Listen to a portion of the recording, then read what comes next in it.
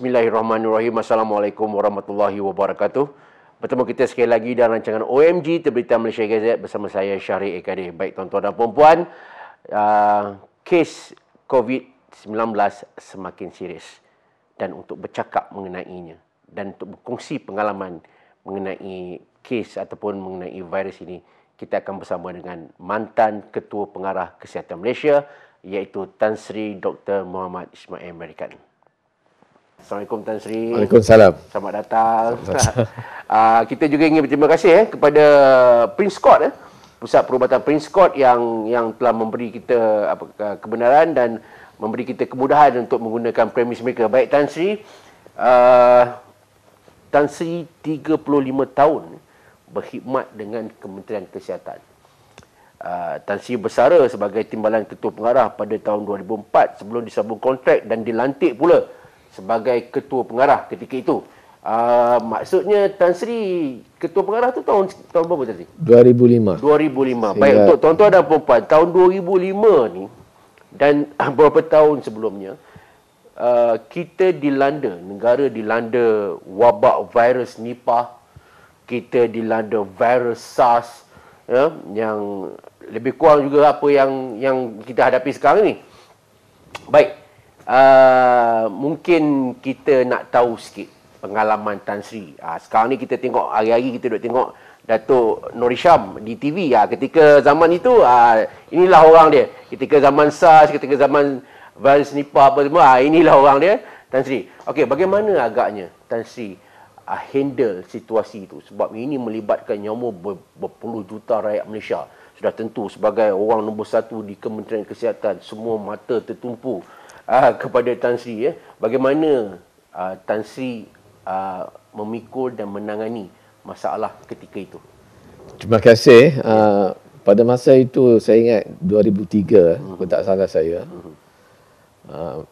masa berlaku wabak SARS, saya diberitahu oleh Menteri Kesihatan masa itu, yang berhormat Chua Ju Meng, Dr. Chua Ju Meng. Dia kata kabinet semasa itu telah membuat keputusan supaya kita ada 2 spokesman untuk menangani masalah SARS. Dan siapa yang 2 spokesman tu? Satu Ketua Pengarah Kesihatan dan lagi satu Menteri Kesihatan sendiri.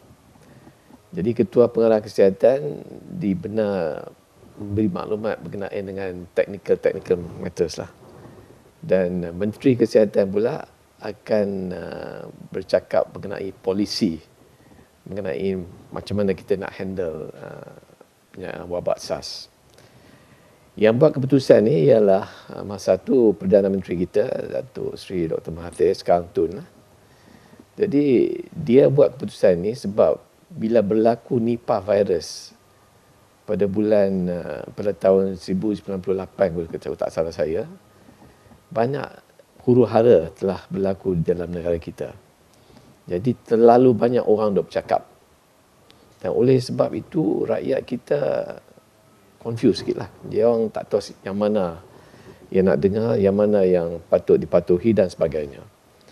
Disebabkan itu, Perdana Menteri pada masa itu telah mengarahkan Menteri Kesihatan kita supaya mengadakan hanya 2 spokesman, iaitu Ketua Pengarah untuk teknikal dan Menteri Kesihatan untuk polisi. Jadi saya difahamkan Menteri pada masa itu minta Perdana Menteri beri ruang untuk satu lagi spokesman. Jadi kita just in case lah. Jadi satu lagi spokesman tu ialah Dr. Ismail Merican lah. Masa tu saya Timbalan Ketua Pengarah Kesihatan. Tapi Menteri kata kalaulah sekiranya perlu, kita nak Timbalan Ketua Pengarah Kesihatan memberi maklumat kepada rakyat. Jadi pada kebetulannya semasa Ketua Pengarah Kesihatan masa itu membuat press conference dan sebagainya, beliau telah jatuh sakit. Okay. Jadi jatuh sakit dan dimasuki ke hospital. Jadi oleh sebab kena ambil tu. Oleh sebab dia dimasukkan hospital, saya terpaksa memikul beban yang perlu diambil oleh beliau. Jadi saya diminta menjadi spokesman untuk menangani wabak SARS, dan tiap-tiap hari saya terpaksa buat interview dengan press, dengan media, dan rakyat Malaysia pun kenal lah siapa yang Dr. Ismail Melaka pada masa itu. Jadi dalam masa 3 bulan tu saya diminta memberi maklumat dan nasihat kepada rakyat Malaysia supaya mereka tahu apa yang sedang berlaku di negara kita dan apa yang mereka perlu buat. Dan saya diminta memberi maklumat yang jelas, dan saya rasa semasa saya beri maklumat kepada orang ramai, saya mewakili negara kita, Malaysia. Jadi oleh itu, maklumat yang saya sampaikan kepada rakyat dan kepada orang ramai di Malaysia dan di luar Malaysia mesti tepat, mesti sahih, mesti betul. Kalau tidak, orang dikata kita menyembunyi maklumat. Dan itu kalau berlaku, terjejaslah apa yang saya perlu buat untuk negara kita. Jadi sebelum saya berdepan dengan mass media, saya pastikan maklumat yang saya beri kepada rakyat betul. Dan oleh itu saya minta semua pegawai-pegawai yang berkenaan, khususnya mereka daripada kawalan penyakit, untuk bertemu dengan saya sejam sebelum saya jumpa media. Dan dalam masa sejam tu, saya memastikan maklumat yang saya beri semua tepat, accurate. Kalau ada sikit benda yang tak kena dan sebagainya, saya akan teliti betul-betul sebelum saya menerangkan maklumat itu kepada orang ramai. Itulah punca yang mustahak lah. Kalau kita tak buat macam tu, maklumat yang kita beri akan dikontes lah oleh banyak orang. Dan saya rasa masa tu tak perlulah banyak orang untuk bercakap. Jadi pada masa itu adalah 2-3 yang berhormat yang memberi penjelasan, memberi maklumat dan sebagainya. Saya bukanlah ada masalah dengan orang-orang politik. Tapi pada masa itu saya rasa eloklah ketua pengarah kesihatan sendiri yang memberi maklumat supaya orang boleh percaya apa yang dimaklumkan. Jadi oleh itu ada 2-3 orang politik masa tu adalah bercakap sikit sebanyak berkenaan dengan maklumat yang dia orang nak beri kepada orang ramai. Jadi saya biasa, ni kawan saya yang beritahu lah, saya pun dah lupa. Kawan saya beritahu kepada saya telah bukanlah kita membidas tapi menegur orang-orang politik yang memberi maklumat selain daripada saya. Dan sebab saya buat keputusan untuk memastikan hanya seorang saja yang bercakap, jadi orang-orang politik tu pun lama-kelamaan pun berdiam diri. Bagilah Dr. Ismail bercakap lah. Bagi ketua pengarah, timbalan ketua pengarah Dr. Ismail bercakap. Jadi orang boleh percaya. Jadi itulah yang keadaan yang menjadi masa tu. Dan saya diberi sokongan oleh Perdana Menteri masa itu, Dr. Mahathir, lepas tu pula Dr. Badawi dan sebagainya. Dan oleh itu keterangan yang saya bagi itu tak ada masalah. Jadi kadang-kadang tu kita ada juga soalan-soalan daripada negara-negara jiran, umpamanya Singapura. Dia kata kenapa Singapura banyak sangat kematian dan Malaysia hanya 2-3 saja. Saya memang dah tahu dia orang ditanya soalan macam tu. Jadi saya beritahu, kita ada pengalaman. Kita menangani wabak Nipah virus sebelum ni. Oleh itu kita dapat tahu apa yang perlu buat dan apa yang tak perlu buat. Mata Singapura masa tu dia orang tak ada pengalaman langsung. Oleh sebab tak ada pengalaman langsung lah yang menjadi kematian yang begitu ramai. Jadi kita kena stand kita punya ground dan be confident, be calm dan janganlah terhuru-hara dan menakutkan rakyat. Okey, bercakap pasal menakutkan rakyat ni, mungkinlah ketika bertugas tu dia kadang-kadang ada macam dilema. Nak cerita cerita terus terang ke tak pada publik ni? Nanti kalau cerita ni kan orang jumlah kematian meningkat, takut publik panik dan sebagainya.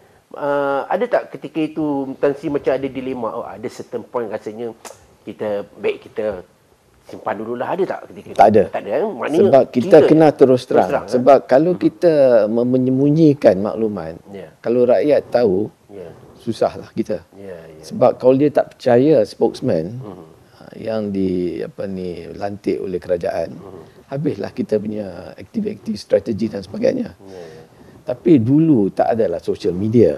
Yang itulah masalah dia. Sekarang ada social media. Jadi sekarang ni kerajaan Malaysia ni bukan saja dia kena menangani wabak COVID-19, tetapi dia juga kena menangani wabak fake news. Yang tu yang mustahil. Tan Sri. Tan Sri sekarang orang yang tak ada kepentingan lah. Tak ada sebab Tan Sri bukan lagi government servant dan sebagainya. Maknanya Tan Sri bebas untuk bersuara. Jadi ramai nak tahu, berdasarkan pengalaman Tan Sri lah, adakah tindakan kerajaan kita untuk buat pergerakan terhad dan selama yang kita buat sekarang ni lah, adakah agak terlewat? Ataupun kalau ditanya pada Tan Sri, adakah sepatutnya kerajaan Malaysia buat lebih awal atau bagaimana kalau mengikut Tan Sri punya pengamatan? Pada pendapat saya, PKP ni satu strategi yang sangat mustahak. Jadi saya ucapkan tahniah lah kepada kerajaan Malaysia kena mengenalkan PKP ni. Tetapi seperti saudara kata tadi, eloklah kita ada PKP terlebih awal. Saya masih ingat masa kita nak bersemayang Jumaat dan sebagainya. Pada masa itu ada seorang menteri yang berkata, boleh ada sembahyang Jumaat tapi kita pendekkan khutbah Jumaat. Saya bukan kata nak melanggar prinsip-prinsip dan sebagainya, tapi saya rasa sebelum tu kita patut mengadakan PKP terlebih dahulu. Jadi tak perlulah ada sembahyang Jumaat masa tu. Jadi ini bermula lebih awal. Bermula lebih awal. Ini satu tindakan yang sangat mustahak. Lagi satu, saya berpendapat masa dia orang ada mesyuarat pertama, 5 negeri tidak dipanggil. Yang tu saya ingat memang tak betul lah. Sungguh pun perbezaan politik KSN kata dia terlupa nak panggil dan sebagainya, itu saya ingat no excuse lah. Jadi seorang yang chair the meeting mesti dia tahu siapa yang ada, siapa yang tak ada. Jadi kalau kita nak buat strategi, kita kena buat satu strategi yang merangkumi seluruh negara. Bukan negara-negara, negeri-negeri yang terpilih saja. Jadi dua perkara ni saya ingat kalau kita buat di awal lagi, mungkin kita akan dapat keputusan lebih baik daripada sekarang lah. Okey. Bagaimana Tan Sri melihat direction negara, direction kita punya Kementerian Kesihatan sekarang ini dalam menangani penyebaran wabak COVID-19? Saya ingat Kementerian Kesihatan Malaysia telah buat apa-apa yang patut dibuat. Jadi saya ucapkan tahniah lah kepada Ketua Pengarah Kesihatan dan anggota Kementerian Kesihatan Malaysia dan juga para doktor dan anggota-anggota Kementerian Kesihatan dan sebagainya kerana bertungkus lumus untuk membendung perkara ini atau wabak ini. Tapi dalam kita buat usaha untuk menjaga rakyat, kita juga kena jaga kesihatan dan kepentingan anggota Kementerian Kesihatan Malaysia sendiri. Mereka pun ada family, mereka pun ada stres dan sebagainya. Jadi walaupun saya tabit apa yang dia orang buat, tapi dia orang sendiri kena jaga diri masing-masing, kesihatan masing-masing dan sebagainya. Dan saya harap mereka akan berusaha untuk meningkatkan lagi apa yang mereka sedang buat. Okey, kita tengok sehari dua ni Kementerian Luar ada mengatakan mereka mencadangkan kemungkinan untuk membawa masuk pakar daripada luar negara ke negara kita. Yang mana yang hebat-hebat pakar-pakar di luar ni, dia orang nak bawa masuk. Jadi ketika zaman Tan Sri jadi ketua pengarah dulu, ketika virus Nipah, SARS apa semua, adakah kita menggunakan juga kepakaran asing atau kita menggunakan kepakaran yang sedia ada? Saya ingat tak perlu okay. membawa pakar-pakar daripada luar negara. Yeah. Kita sendiri boleh menangani masalah ini. I see. Masa saya menangani wabak SARS dulu, orang ramai yang minta kita tolong mereka. Sebabnya kata Malaysia telah buat satu pendirian atau strategi yang begitu baik. Jadi dia orang nak learn from kita pula. Jadi tak perlulah bawa pakar-pakar daripada luar negara. Kita sendiri pun dah ada. Kita sendiri pun dah ada pakar dan kita sendiri boleh menangani masalah ini. Okey, Tan Sri, dalam bahasa mudah, apa beza SARS ni, MERS-CoV ke ataupun virus Nipah ke dengan COVID ni? Apa bezanya? Bezanya SARS sungguh pun dia satu wabak yang membahayakan. Kadar matian SARS lebih teruk daripada COVID-19. SARS kematian lagi ramai? Lebih ramai, 10%. Okey, right. COVID-19 ni pula very, very infectious. Senang dijangkiti. Lebih senang daripada SARS. Okey. Jadi very infectious. Jadi sekarang ni kita ada hampir 1 juta cases. COVID-19 berbanding dengan SARS 800 ribu kalau tak salah saya. Jadi although very infectious, senang dijangkiti, tapi kadar kematian kurang. Of course disease tu masih evolve lah, masih berlaku dan kita tak boleh buat calculation untuk dia punya case fatality rate. Tapi kalau mengikut apa yang disiarkan dan apa dialami oleh negara-negara lain, pihak WHO dah kata case fatality rate COVID-19 ni 3.4%. Jadi berbanding dengan SARS 10%. Jadi sungguh pun dia senang dijangkiti. COVID-19 ni taklah begitu teruk daripada SARS pada pendapat saya lah. Tapi very, very infectious. Jadi kalau ada golongan orang yang tua, ataupun yang ada kencing manis, ataupun ada sakit jantung dan sebagainya, mereka akan mengalami masalah yang lebih daripada orang-orang lain. Orang yang lain. Jadi mereka kena berhati-hatilah. Okey, baru-baru ni kita dapat maklumat bahawa antara yang dibimbangkan oleh kementerian adalah jumlah ventilator, alat bantuan pernafasan yang terhad, di mana berbanding dengan jumlah pesakit. Tetapi ada juga pendapat terutama daripada beberapa pakar yang mengatakan, hey, come on, yang lebih penting sekarang concentrate dekat ubat ni. Ada 2 jenis ubat lah, kata ubat-ubat penting, bukan sangat pada ventilator. Jadi apa pendapat Tan Sri? Okey, ini bukan perkara yang mudah. Kalau seseorang tu perlu ventilator, dia perlu ventilator. Jadi tak ada kena-mengena dengan makan ubat dan sebagainya. Kenaan dengan ubat sekarang ni yang kata chloroquine dan sebagainya, tak ada data-data yang khusus, yang spesifik, yang mengatakan chloroquine ni akan mengubati atau memberi rawatan ataupun memperbaiki COVID-19. Jadi saya tak galakkan sangatlah orang gunakan chloroquine pada masa ini. Sebab data tak mencukupi lagi. Kita kena tunggu. Okey,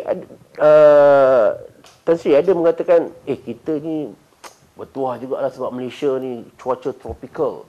Dia panas, so dia compare dengan Itali ke apa ke, kita ni agak beruntung kerana cuaca yang sebegini boleh merencatkan sedikit penyebaran ni. Betul ke Tan Sri? Memang benar. Kalau negara-negara yang bercuaca panas, ada yang pendapat yang berkata virus tu akan terjejah sikit lah. Tapi taklah itu perkara yang begitu penting sangat.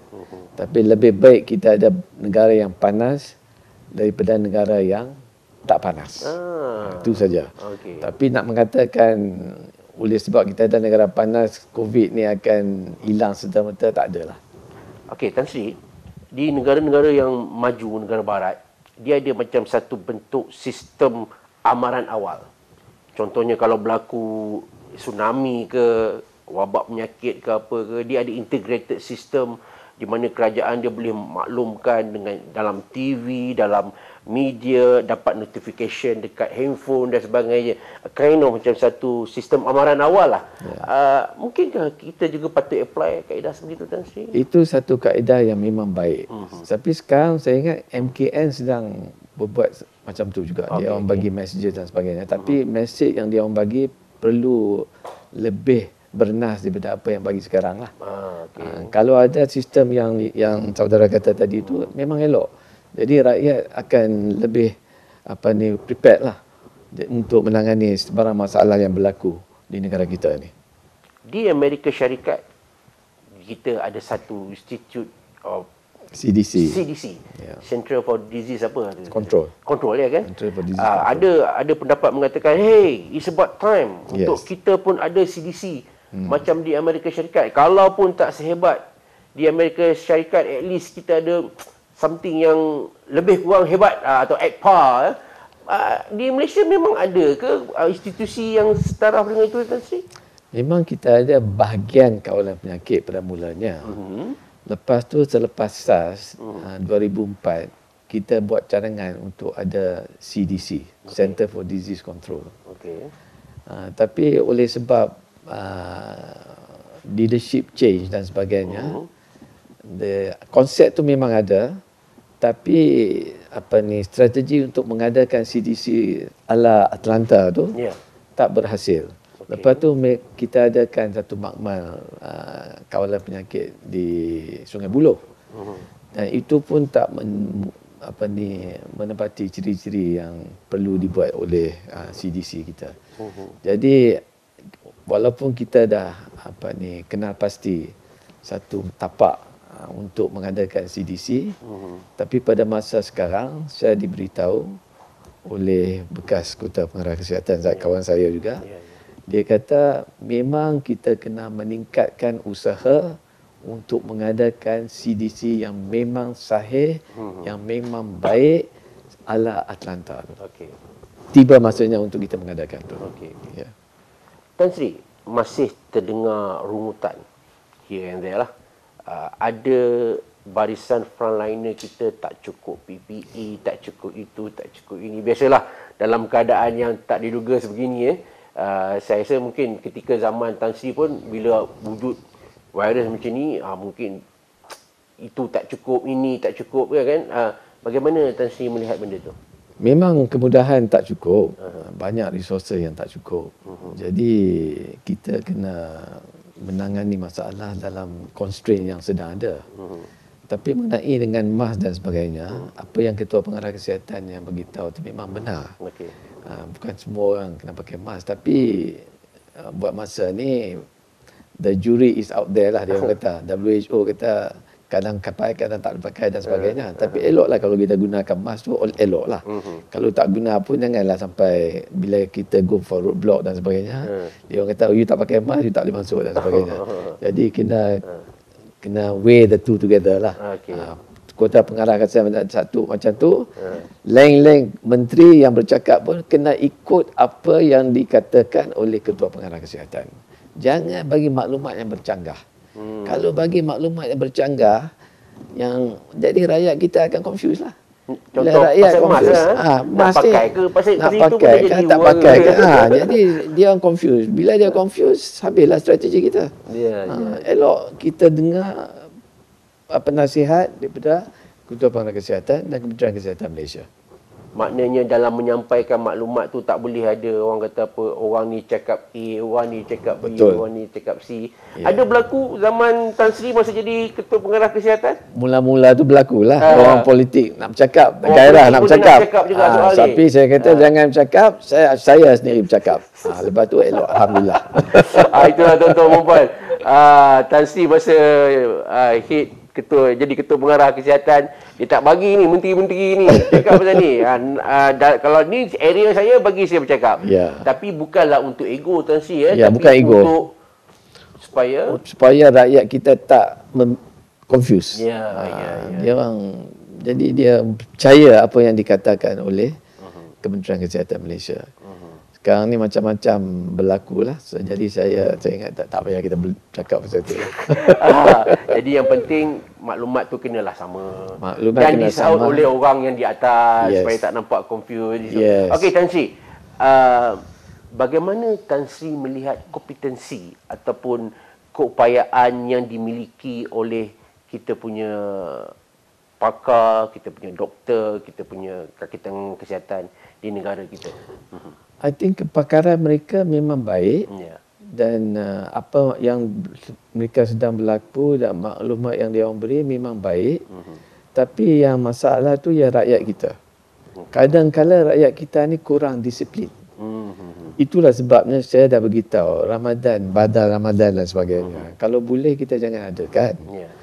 Bukan kata kita tak mau beri bisnes kepada orang-orang ramai dan sebagainya. Tapi kalau ada badal Ramadan, saya takut orang-orang kita ni yang kurang disiplin akan memberi peluang untuk virus itu merebak.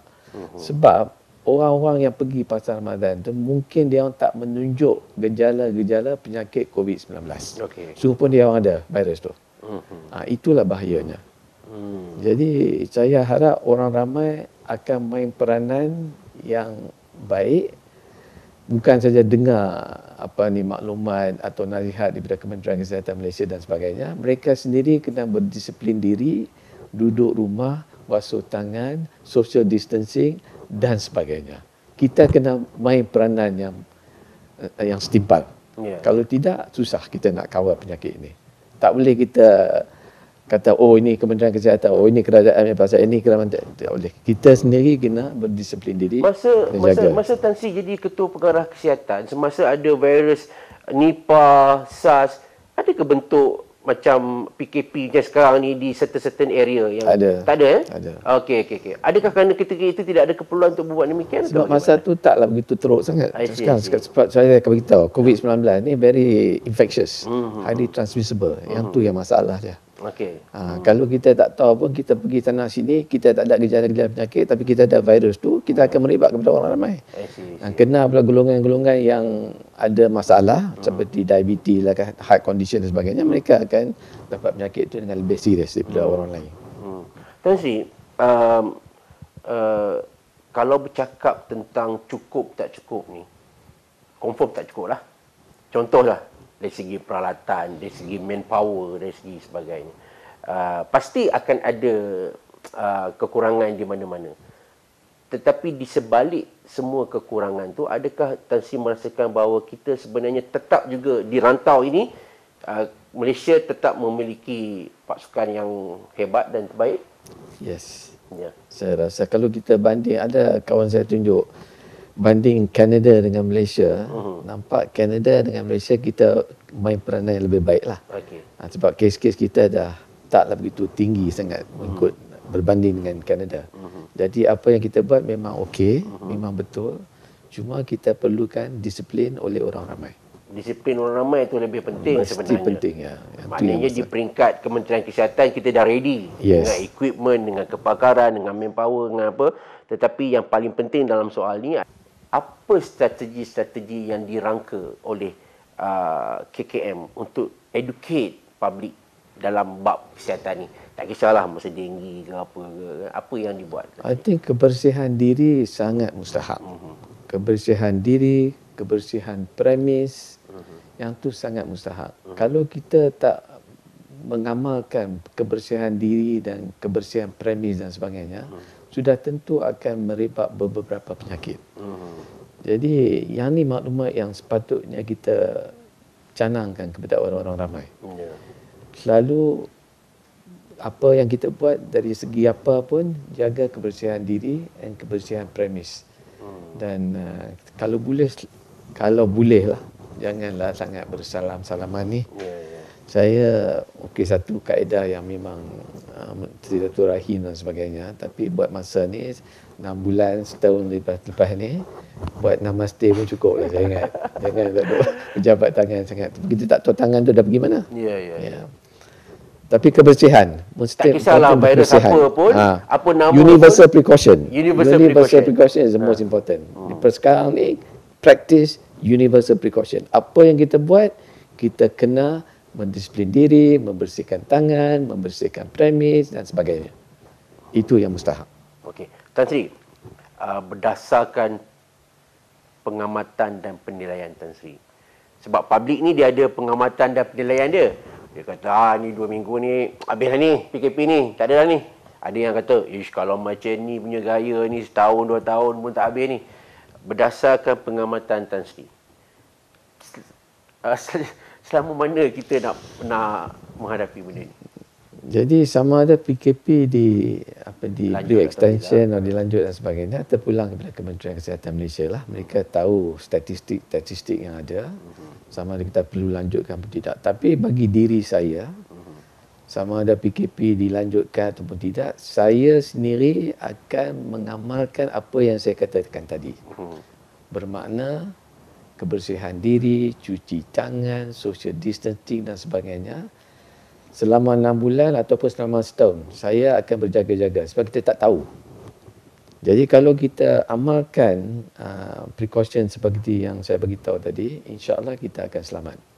Jadi jangan ingat dah MCO dah tak ada, kita boleh bergairah pergi mana-mana. Tak boleh macam tu dah. Okay, jadi the life is not as normal as before lah. Mungkinkah agaknya kalau Tan Sri masih lagi Ketua Pengarah Kesihatan seperti sekarang, Tan Sri juga akan apply benda yang sama? Sama. Ya? Memang sama. Ini bukan soalan siapa duduk di kursi Ketua Pengarah lah. Tak kira lah siapa yang duduk Ketua Pengarah. Tapi kalau boleh saya janganlah banyak orang bercakap sangat lah. Itu sajalah. Jadi kalau kita nak bagi maklumat yang bernas, yang sahih dan sebagainya. Itu saja. Okey Tan Sri, ini ada satu perkara ni, iaitu negara jiran kita Indonesia. Dia mempunyai jumlah penduduk yang sangat ramai. Dari segi geografi juga, dia tak jauh daripada Malaysia. Dan sistem kesihatan di sana pun ada yang merasakan bahawa not at par dan sebagainya. Jadi kemungkinan dia juga ibarat satu gunung berapi yang bakal meletus kalau tak pihak berkuasa di sana gagal menanganinya. Dan sudah tentu impaknya akan sampai ke Malaysia sekiranya kita gagal mengawasi kita punya border dan sebagainya. Tan Sri juga merasakan benda yang sama, Tan Sri? Memang. Kalau kita tak jaga border kita, apa yang kita berlaku sekarang akan tak berguna lagi. Tak akan terjejas. Sebab kita mesti jaga border kita. Sesiapa yang nak masuk mesti dikuarantinkan 14 hari. Mesti. Kalau tidak, kita akan membawa penyakit masuk menular balik ke Malaysia. Yang itu satu perkara yang tidak patut berlaku lah. Jadi setengah-setengah negara tu dia orang punya strategi tu tak begitu baik seperti kita. Mungkin sebab ramai penduduk dan sebagainya, tapi atau mungkin terlambat. Jadi kita tak mau jadi mangsa strategi mereka tu lah. Kita tak mau jadi mangsa, jadi kita dah buat okey selama ini, alhamdulillah. Kalau boleh janganlah kita allow orang lain datang ke Malaysia dengan tidak kuarantinkan diri dan sebagainya. Baik Tan Sri, ada satu perkara yang cukup merisaukan publik adalah sekiranya mereka ni ada simptom-simptom yang simple tetapi cuak, panik. Entah-entah ini COVID, wahal batuk biasa saja. Yang lebih membimbangkan mereka apabila mereka pergi ke hospital ataupun klinik kerajaan, doktor akan tanya, cik ada simptom? Tak ada. Ada kontak? Tak ada. Okey, cik boleh balik dulu. Maksudnya, diorang ada yang pergi tapi dikatakan bahawa sebab saya tak ada simptom, so diorang tak ambil periksa uji yang betul lah menggunakan kaedah ujian COVID dan sebagainya. Macam mana Tan Sri? Itu satu cabaran kepada Kementerian Kesihatan Malaysia lah. Mereka yang tak ada kontak, tapi mereka risau, bimbang. Ada yang kawan-kawan saya yang anak-anak datang daripada UK dan sebagainya, dia orang khawatir. Jadi saya nasihat mereka untuk buat ujian COVID-19 lah. Jadi dulu, pada masa dulu memang kit yang ada tu tak begitu banyak. Terhad. Jadi terhad dan di hospital kerajaan saja. Jadi sekarang ni ada banyak usaha untuk mengadakan ujian ini di hospital-hospital swasta dan sebagainya. Ada sikit sebanyak kita kena bayar sikit kalau kita khawatir kan. Jadi kalau Kementerian Kesihatan nak test semua orang pun tak akan berlaku lah, sebab terlalu banyak kes. Yalah, kita ada 32 juta rakyat ni. Takkan semua kes yang kata saya nak buat testing, dia tak boleh buat. Jadi kalau kita rasa kita ada kontak ataupun kita ada simptom-simptom yang memerlukan satu ujian atau membimbangkan, elok kita pergi testing di hospital swasta dan sebagainya. Yang mana ada Memang ada sedikit, pergilah. Dan kalau negatif, alhamdulillah. Kalau tak negatif, kena pergi hospital lah. Jadi elok kita tiap-tiap orang kita ni, kita kuarantinkan diri sendiri. Assume semua orang ada COVID-19. Oh, kita assume semua orang. Itu cara dia. Assume semua orang COVID. Ni saudara-saudari sini pun assume semua ada COVID. Jadi kita akan ambil, kita lebih berhati-hati nanti. Kalau tak ada, susah. Saya tengok kes dia batuk ke depan saya, mana saya tahu. Betul. Jadi kita assume semua orang ada COVID-19. Jadi oleh sebab itu kita ambil strategi yang boleh menangani masalah ini. Okey, ini satu sikap rakyat Malaysia yang asyik tak puas hati. Buat tu tak kena, kerajaan kata buat ni tak kena, itu tak boleh, ini ada saja yang komplain dan sebagainya, especially sekarang ni zaman-zaman netizen, geng-geng bawang apa semua ni kan. Pantang tengok ada isu sikit yang viral apa semua kan. Itu pula nasihat Tan Sri macam mana? Itulah saya kata, kita kena berdisiplin diri. Kalau berdisiplin bermakna orang-orang seperti ini yang suka komplain ni kenalah bertimbang rasa dengan kerajaan. Sebab kerajaan memang dia punya resources pun terhad. Dia akan cuba membuat sebaik mungkin untuk rakyat, termasuk Kementerian Kesihatan Malaysia. Jadi yang memang memerlukan daripada kita ialah kita mengikut nasihat yang diberikan oleh kerajaan dan Kementerian Kesihatan Malaysia. Jangan duk asyik duk komplain saja. Komplain tu bila-bila masa pun orang komplain. Tapi kalau boleh, elok patuhi apa yang dinasihatkan. Kalau kita ada pendapat yang lain, boleh ada saluran-saluran yang kita boleh sampaikan lah. Tapi janganlah viralkan benda-benda yang tak betul dan sebagainya. Jadi orang selalu panik. Isteri saya dia tengok WhatsApp, dia kata, ni apa ni? Jadi saya kena beritahu, kata ini fake news, yang ni betul, yang ni tak betul dan sebagainya. Jadi source atau sumber yang beri maklumat tu mesti kita cek dulu. Kalau source tu atau sumber tu daripada kementerian, daripada kerajaan, daripada source yang sahih, kita terima. Lain-lain semua saya tak terima langsung. Baru ni dia orang kata Raja Thailand meninggal dunia dan sebagainya. Itu semua fake news. Okey. Jadi kita janganlah ambil sembarangan. Now zaman social media, zaman WhatsApp, ada budak-budak nakal ni, dia akan viral macam-macam. Jadi kita berhati-hati. Elok dengar nasihat daripada kerajaan dan Kementerian Malaysia dulu. Kita ada buat homework sikit pasal Tan Sri ni.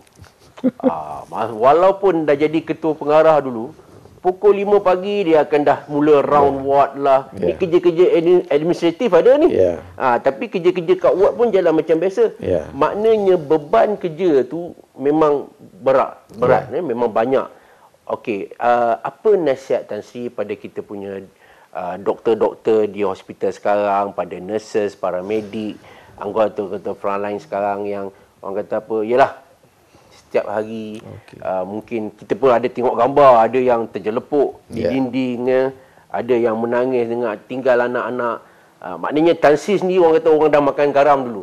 Maknanya Tan Sri sendiri dah melalui apa dan merasakan apa yang mereka rasakan sebelum ini ketika dalam krisis virus Nipah, virus SARS dan sebagainya. Jadi mungkin Tan Sri boleh share sikitlah ataupun beri kata perangsang sikit pada mereka. Terlebih dahulu saya mengucapkan tahniah dan berterima kasih rakyat kita kepada anggota Kementerian Kesihatan Malaysia dan para doktor kita yang bertugas dengan begitu lumus untuk membendung penyakit atau wabak ini. Lagi satu, saya tahu bila kita jalankan tugas tentu akan ada keletihan dan sebagainya. Kalau kita terlalu letih, kita mesti minta permission atau kebenaran untuk berehat. Kalau kita dalam keadaan letih, kita guard will come down. Jadi kita tak berjaga-jaga seperti yang kita sepatutnya berjaga. Jadi kalau dah terlalu letih dan sebagainya, eloklah beritahu kepada pihak yang berkenaan, saya nak berehat sekejap. Boleh dibolehkan Boleh, kalau tak boleh. Saya nak berehat sekejap sebab saya terlalu stres dan terlalu letih dan sebagainya. Yang tu mustahab. Lagi satu, kita kena jaga diri kita sendiri. Self-testing. Self-testing, that means tiap-tiap hari kita kena cek diri kita sama ada kita ada gejala-gejala penyakit ataupun tidak. Dan rutin testing ni perlu kita buat. Lagi satu, kita kena jaga kepentingan keluarga kita di rumah. Mesti kita kena beri perhatian kepada welfare mereka. Kalau tidak, kita jaga orang lain tapi keluarga kita tak jaga. Okey. Lagi satu, memang resources yang ada sekarang ni memang limited. Jadi kita sekarang ni bertugas dalam keadaan constraint.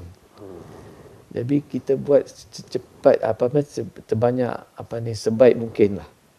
Kita buat sebaik mungkin tapi jangan sampai to the extent of terlalu exhausted dan sebagainya, let our guard down and kita pula kena penyakit. Jadi itu tidak sepatutnya berlaku. Jadi eloklah kita bertungkus lumus, bagus, tapi jaga kesihatan diri. Kalau letih sangat, beritahu kepada pihak berkenaan, jaga kepentingan keluarga kita dan sebagainya, dan jaga diri masing-masing lah. That means precaution yang kita nasihatkan orang ramai, kita sendiri pun kena buat. Ini satu sacrifice yang kita buat. Kita ni last defense. Anggota-anggota kesihatan ni is the last defense. Kalau kita tak ada untuk mendung penyakit ini, siapa lagi nak buat? Mesti kita yang buat. Jadi inilah masanya kita buat sedikit sacrifice, dan saya harap Kementerian Kesihatan, mereka yang pihak beratasan akan menjenguklah. Jaga kebajikan. Turun padang. Mesti turun padang, tengok kebajikan mereka macam mana.